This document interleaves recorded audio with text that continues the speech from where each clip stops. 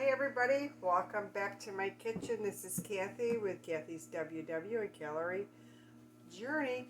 Alright, I am bringing you today the pumpernickel bread recipe as promised.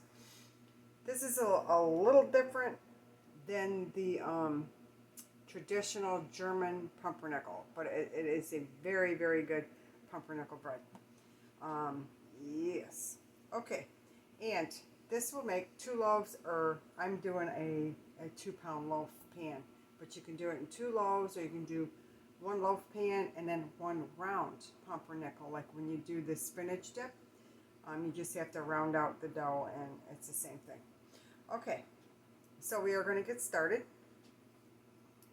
All right. Let me see. Let me straighten you out a little bit. There. Okay. In my KitchenAid bowl, I've had 2.5 cups of flour, all-purpose flour. All right, and I'm going to add to that 1 cup of whole wheat flour. Okay.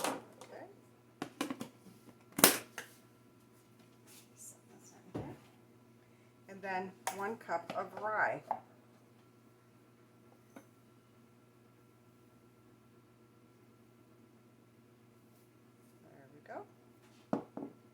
Then I just save a little rye out to dust my board with a little bit. Okay, what we're going to do is we're mixing our dry ingredients in here first. Oh, excuse me. All right, now we're going to need cocoa. And I'm just, the baker's cocoa, I'm just using the Walmart Great Value brand. Use whatever you have. But it's a baker's, and it's 2 tablespoons of the cocoa.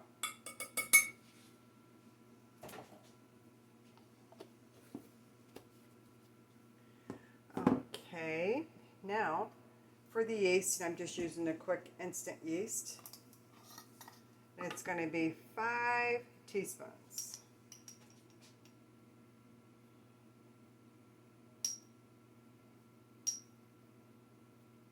And why that's so much yeast into it is because your rye doesn't have a lot of gluten in, neither does the whole wheat. So that's why. Just if you were wondering. Thought I explained that a little bit. Okay, we're also going to need about 2 tablespoons of sugar, whatever sugar you use. I'm using just the plain sugar today. And we're also going to need a tablespoon of salt. Okay. And then 2 tablespoons of caraway seed. This is optional. You don't have to put it in. I like it in there because it's just, oh, I just love caraway seeds anyway. When I make rye bread, that's got to have the caraway. Okay, so I got all that in. Now I'm just going to mix it all in. That is all of our dry. And I'm just going to whisk it all in there together.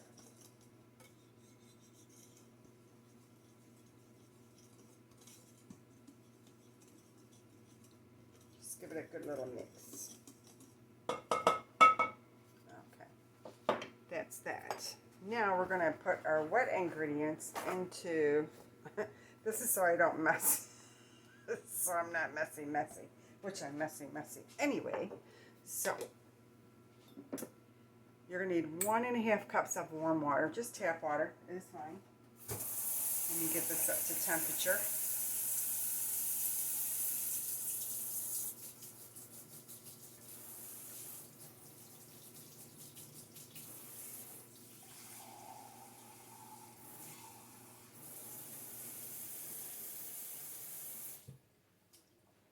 Okay, 1.5. Get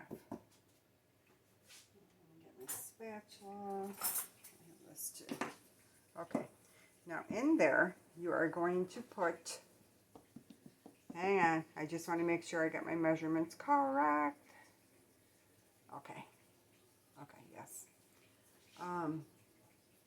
2 tablespoons of vegetable oil. We're making this kosher, and just regular old vegetable oil is fine.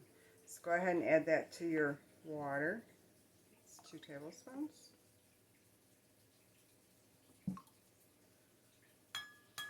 Okay.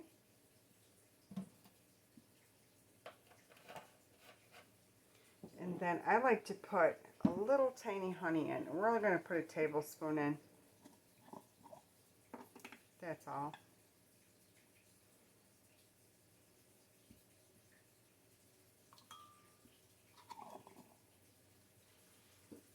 I just use our local honey. I get this at our meat market close by. It's a raw honey. Okay, just mix that in. And then you're going to need your molasses. Any brand will do. This is what I have today.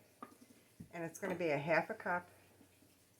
I like to spray my cup so the molasses comes out a little easier.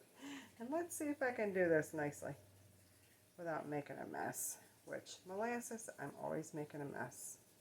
I love molasses. It's a good thing. Oh.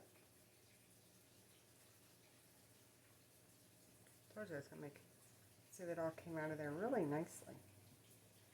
Okay.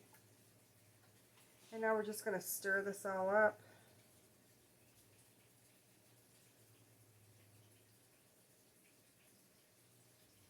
If you don't have a mixer with the hook on it, yeah, this is stir, stir, stir. This could be quite challenging. Just saying. So just stir that up. I gotta wipe off my molasses jar. There we go. God, she's been around since 1890. Grandma's molasses. That's interesting. Okay. Yay. All right. Try to get my hook. And you just want to stir it up as best you can. Doesn't have to be perfect because you're gonna just pour it in anyway. So go ahead and pour it in and get all that goodness out.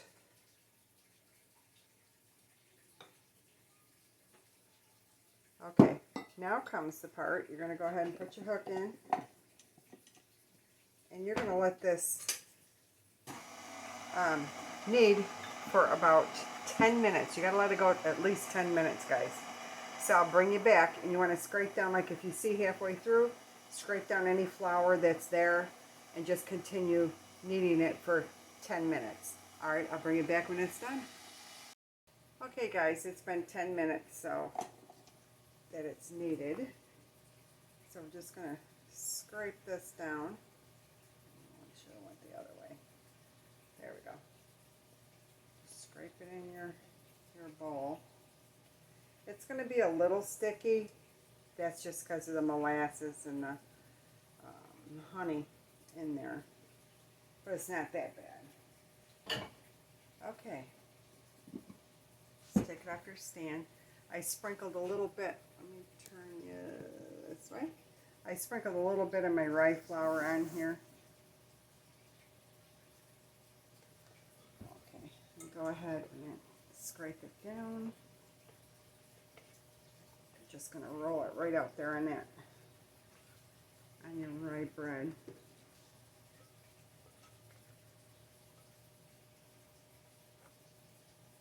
This is definitely a labor of love, guys, but it's so much better than what you get in the store.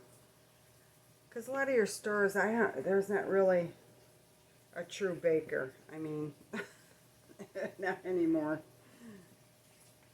Just there's some of us left. Now in your bowl, go ahead and put a little bit of vegetable oil in and just spread that all around. There we go. Okay, so now you've got that. You're just gonna, see, you can touch it and it's not sticky. Okay, it's nice and elasticy. Oh, hang pan. Okay. So you're just going to put it in there, roll it around, flip it around. Flip it over. Just like that. Okay. Let me washing me hands. Okay. And we're going to cover it. You can cover it with a towel, plastic wrap, whatever. I usually use a towel, but right now I'll just go ahead and put this wrap on it. Okay. You're going to proof that for about 60 minutes in a warm place. Okay, I'll be back when this is proofed. Okay guys, I have one already proofed. And we're just going to press it down a little bit. Oh, where's my... Oh, let me get another one. Alright, and we're just going to go ahead and put this right out on our... We got a little bit of rye flour down there. There we are. Okay.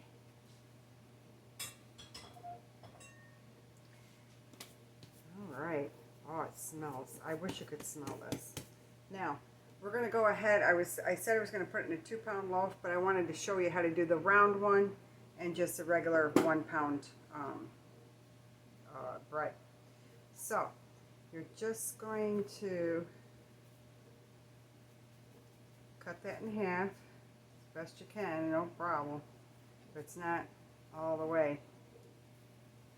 Okay, so this one, let me set this one aside. We're just gonna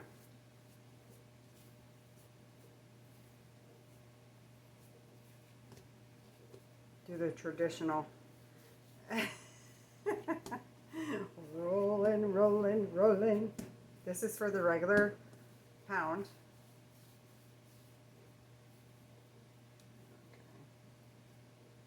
And I'm going to put a little bit of this on there, just like that.